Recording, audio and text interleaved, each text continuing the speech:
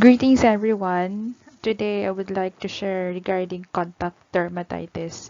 So I just would like to share my experience on what causes it, what are the treatments, what are the prevention, and are also the medication.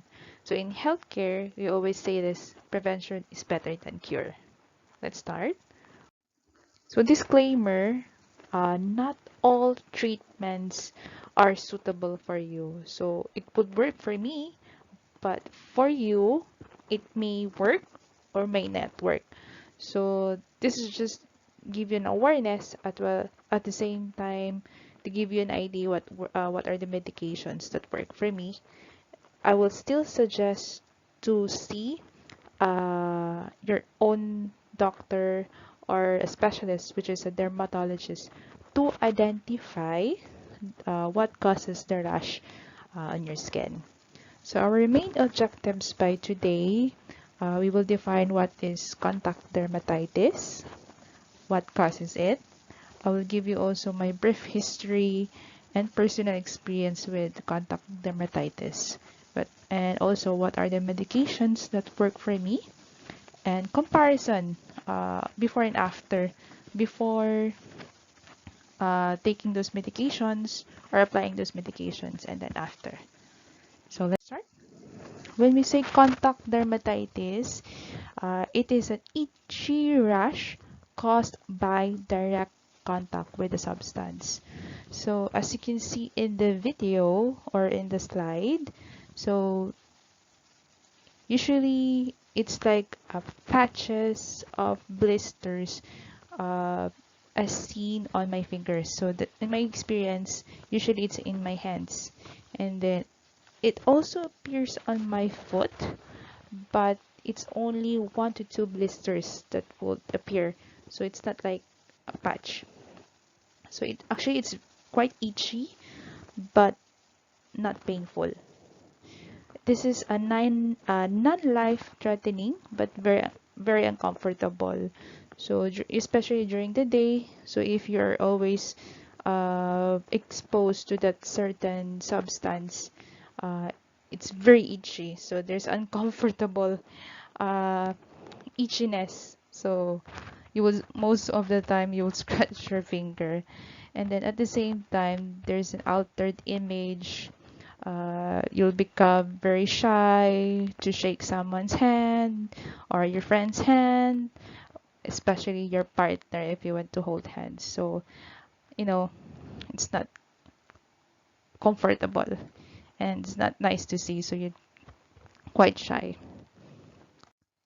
History, during my childhood years, about maybe 7 to 10 years old, I noticed there are small blisters on my toes. So I don't know what causes that. So on and off it will appear, but for some time it disappeared. And then again, during my college years, when I was studying, I developed an allergy to chicken. So I have whenever I ate chicken or food that contains chicken, I develop an allergy. So it's like patches of rash on my skin. So it will develop quite fast, the rashes. It's quite itchy. And then there's one time that I was sent to the hospital because my whole body was swollen due uh, to that event. So I was sent to the hospital, given medications. After the medication, the swelling was gone. There were no more itchiness, so I'm quite stable. So I went home. So I found out I was allergy to chicken. So over time, what I did was to um, desensitize, meaning I have frequent exposure or I frequently eat chicken most of the day, or not every day, but most of the day, just to to develop immunity to that allergen. So thankfully, I'm not allergic already to chicken. So now I'm quite good. No, I can eat chicken already, but previously I have to take medication if ever there is an allergic reaction. So now I'm good. Um, But during after college days, when I was working already in a healthcare facility, so after a few years, I noticed in my fingers, uh, there are patches of rash. It's like small blisters, and then it's quite not so itchy, but you know, it's mild itchiness. So over time, as a months goes by, it becomes worse. So there was a time that I really needed to see a doctor because it became worse. It's quite painful, it's very itchy.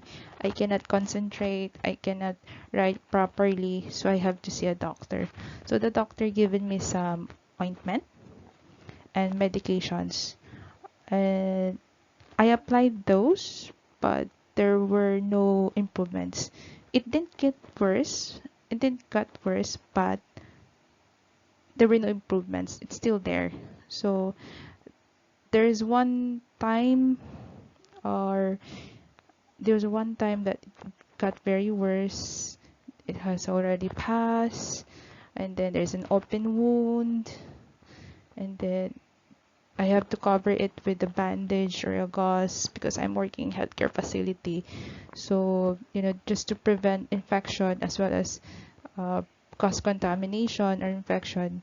So I really have to stop working because the danger is there. At the same time, I cannot function properly because of my hands. So I decided to go home to my home country and to see a proper specialist, which is a dermatologist specializes on the skin. So what I have discovered and what have the doctor have said, I have irritant contact dermatitis. So when we say irritant contact dermatitis, it is a non-allergenic skin reaction occurs when a substance damages your skin outer protective layer. So in my experience, since I'm a healthcare provider or in a healthcare facility, in a day or in a shift, I always wash my hands. So I cannot count. So in a day, maybe 100 times or 50 times. As long as in a day, there's frequent hand washing to, you know, to minimize bacteria as well as septic antiseptic technique. So over time, the natural protective layer of your skin as well as the natural moisturizer of your skin diminishes because of that frequent hand washing, and it irritates your skin. There's no protective barrier already. So it develops a tolerance to the substance over time. So this is are the most common irritants for me that I have observed in my personal experience. So I have noticed this previously. So when I ever use this kind of product, since I'm a healthcare facility as well as at home, this is my choice of soap or hand washing soap as well as bar soap at home. So I developed a rash using this. So it's quite it can dry your skin. And then this is also one of the common irritants that I have noticed and I have observed when I do dishwash. I mean washing the plates when I and it developed a rash in my skin. Also, this is the rubbing alcohol, which is very common in hospital setting. And by the way, uh, this happens prior uh, the COVID-19 pandemic. So I developed the rash years before the pandemic. So since I'm working in a healthcare facility, this is the result. What happened to my hands? So frequent hand washing, frequent uh, alcohol, sanitizing. So it dries my hands. Also, one of the most common is the bleach. So whenever I clean our house or a toilet, I didn't use gloves most of the time. So this is one of the common cause. So That's it. Actually, there are a lot of substances that causes the dermatitis. These are just the examples based on my experience. Prevention. The doctor says I have to avoid what causes the irritation. So whenever I do uh, washing the plates, doing my laundry, as well as cleaning the house or the toilet or disinfecting, I have to wear gloves. This is to protect my hands from the irritation as well as uh, to maintain the moisture as well as to keep the skin not irritant. And the doctor advised me to apply moisturizer twice a day. Or if I have a contact with the irritant substance. So for example, I forgot my gloves. So I have to wash the dishes. I have to do hand washing and then I forgot my soap, my preferred soap. So I have to apply moisturizer. This is a one example is actually there's a lot of moisturizer out there. Depends. So this is a very natural moisturizer, which is a virgin coconut oil. It's very common in my country since it's a tropical area. So this is very common in my country and very uh, easy to bought. You can find this at any supermarket as well as in any local drugstore or pharmacy, sorry. Actually, I bought this about 100 pesos or 190 pesos or below 200 pesos or Philippine peso. So it's it's much more cheaper in my home country than in overseas because in other countries if there are countries that the coconut is not so common, it's very hard to find and it's very expensive. So I decided to put in the field in my home country and then put here in the overseas. And then since I find out that my previous soap causes the irritation, I have to change my soap. So this is the preferred soap. This is very mild as well as it has a moisturizer effect. So long term, this is my long term soap and preferred soap. Medications. So one of the medications that the doctor prescribed for me is steroids.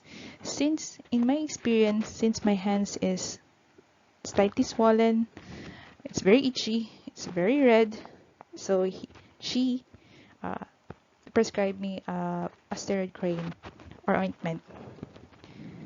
This is the brand that I bought, and then you can buy this at any local pharmacy. It costs about, in Philippines, it costs about 300 pesos plus, or Philippine peso.